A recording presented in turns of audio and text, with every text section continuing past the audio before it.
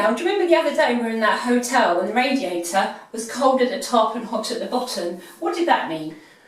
Well, that generally means if it's cold at the top, hot at the bottom, or even a certain distance up, you've definitely got air in the radiator. Please, before you release any air, make sure to turn your central heating off first. Don't leave it running while you do it. Okay. On certain F&E systems, it can actually bring air into the radiator, make it a little bit worse. So that's a must. Generally, you'll find that it's F&E systems that get the air in radiators and not those with a combi. So if you've got a combi boiler, another good offshoot is that you very rarely get air in. Again, if you have got a combi boiler system and you have got a bit of air in, if you do bleed that, then you may find you have to top the pressure back up on the boiler if that's the case.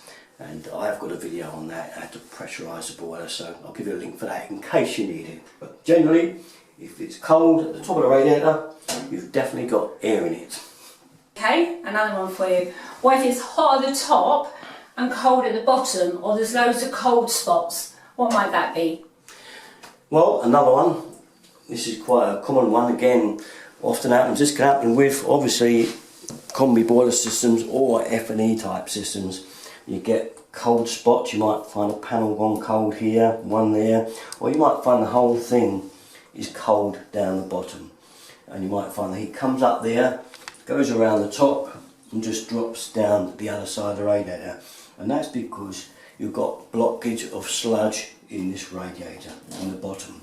So the best way to get that out, I've got a video on it, I'll give you a link again, is to take the radiator off the wall, take it outside, turn it upside down, stick a high pressure hose pipe on it as high pressure as you can. Use a garden hose and just one of those guns in it and fire it in it and just keep going at it for ages, because you've got to get that sludge out, because that's what's blocking it. I have known sometimes to be so hard that it sometimes don't come out. Depends how old the radiator is, how long it's been there, but generally it does come out, so it's worth doing.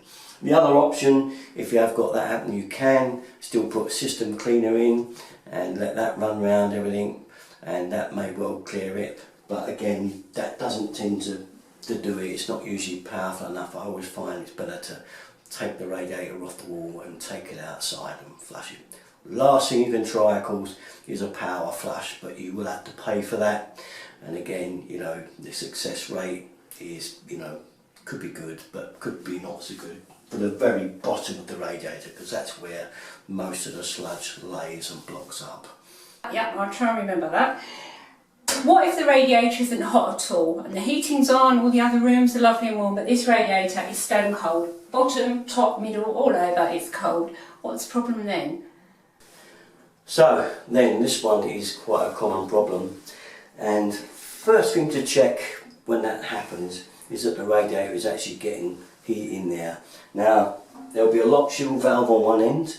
This one just pulls off, and you can see if you move in that you just put pliers on there and turn it on more, make sure it's fully on, make sure it's as far on as it can go. Clockwise that way is off, and that way anti-clockwise is on, so make sure it's fully on. Okay, first. Then the other thing to look at is the thermostatic rad valve. These are problem pieces of kit. These, the pins stick in them, they jam down. If I take this off, they generally just unscrew like that. If you move in close, you'll see there's a pin there. Now if that's down or level with the top of that brass hat, it's stuck and it's not letting any heat in. This often happens over the summer period when nothing's being used, you're not using heating, then you go to switch the heating on in the winter time, as soon as the first cold weather starts, and it remains stuck tight. So if there's a little bit sticking up, you can put pliers on it and pull it up like that. But if not, I know a lot of plumbers don't like this, but just give it a gentle tap with a hammer, a small light tap. You can put some WD-40 around it if you want around there. It doesn't really help in my book, it just is stuck inside, so it won't get to the parts you need to oil, if you get what I mean. But a lot of people feel better if they put WD-40 on it. Seems to be the cure-all for everything, but not quite everything. Okay, so once that pings up, you'll find that all will be well again. The rad will heat up immediately.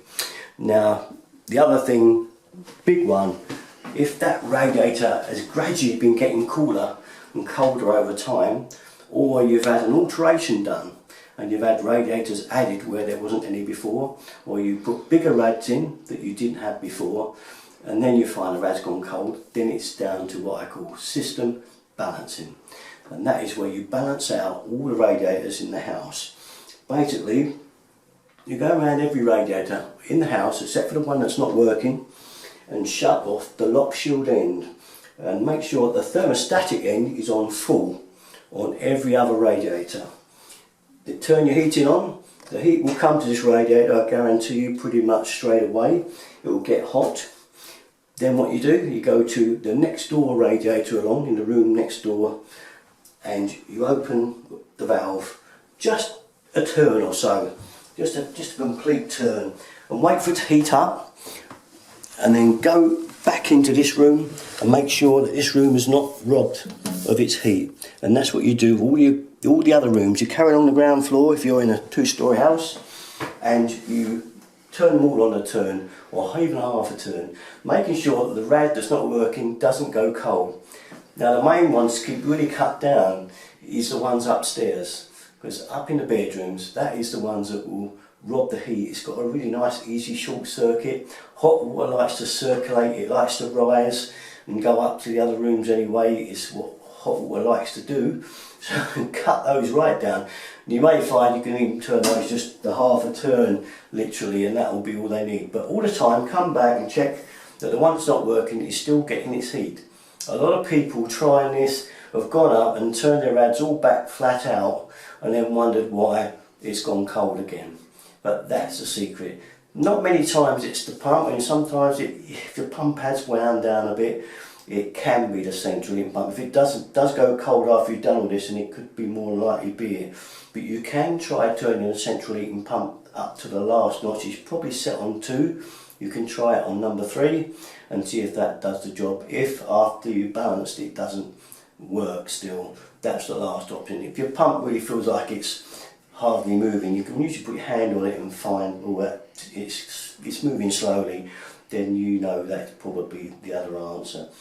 One other thing it can be, if all the rads go off, all the heating goes off, you know it's a 3-way valve, so don't bother looking there unless everything's gone off. Alright, that's a different thing altogether.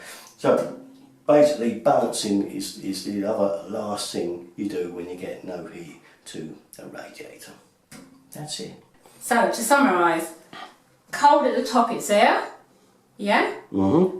Okay, cold at the bottom or in patches, it could be sludge. Yep. Cold all over, it's balancing.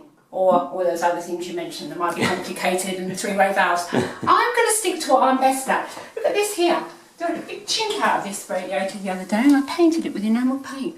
You'd never know, would you? Great job. So you stick at what you're good at, I stick at what I'm good at. Get a cold rad, I'm going to call a plumber. Ah. That'll be you. Oh. Okay. Well then, that's it. Just a little one that we come across in the hotel room the other day, and when the rad wasn't working, and Jan said, what are these things, could it actually be? So I thought I'd kind of use it at home and explain. Hope it helps you out a little bit. Usual place for all my stuff, you know where to go, Derek and 33. Thanks for watching everybody. Bye bye.